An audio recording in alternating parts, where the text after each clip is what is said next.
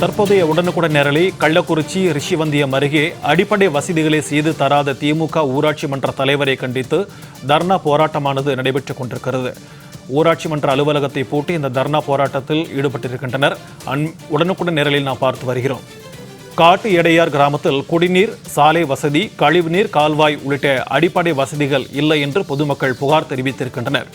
இதன் காரணமாக ஊராட்சி மன்ற அலுவலகத்தை பூட்டி பொதுமக்கள் தர்ணா போராட்டத்தில் ஈடுபட்டிருக்கின்றனர். உடனுக்குடன் நிரலை நாம் பார்த்து வருகிறோம்.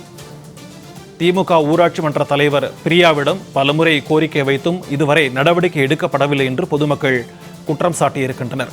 தர்ணாவை தொடர்ந்து நடவடிக்கை எடுக்காவிடில் மிகப்பெரிய போராட்டத்தில் இறங்குவோம் என்றும் பொதுமக்கள் எச்சரிக்கை விடுத்திருக்கின்றனர். இது தொடர்பான கூடுதல் விவரங்களோடு கள்ளக்குறிச்சியில் இருந்து நம்முடன் இணைகிறார் செய்தியாளர் இளையராஜா. வணக்கம் இளையராஜா, பொதுமக்களின் இந்த தர்ணா போராட்டம் குறித்து கூடுதல் விவரங்கள். வணக்கம் சிக்கந்தர்.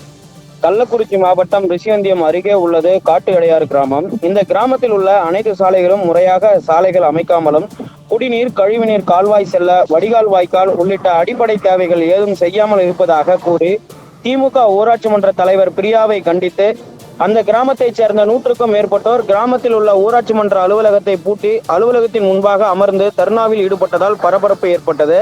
இது குறித்து தகவல் அறிந்து அங்கு வந்த ரிஷிவந்தியம் போலீசார் தர்ணாவில் ஈடுபட்ட பொதுமக்களிடம் பேச்சுவார்த்தை நடத்தினார். ஆனால் மக்கள் சமாதானமாகவில்லை என கூறப்படுகிறது. இதன் பின்னர் சம்பந்தப்பட்ட துறை சார்ந்த உயர் அதிகாரிகள் வர வேண்டும் என கூறியதை அடுத்து உளுந்தூர்பேட்டை வட்டார வளர்ச்சி அலுவலர் தர்ணாவில் ஈடுபட்ட பொதுமக்களிடம் பேச்சுவார்த்தை நடத்தினர். அதில் 4 நாட்களில் அனைத்து தேவைகளையும் செய்து தருவதாக கூறியுள்ளனர்.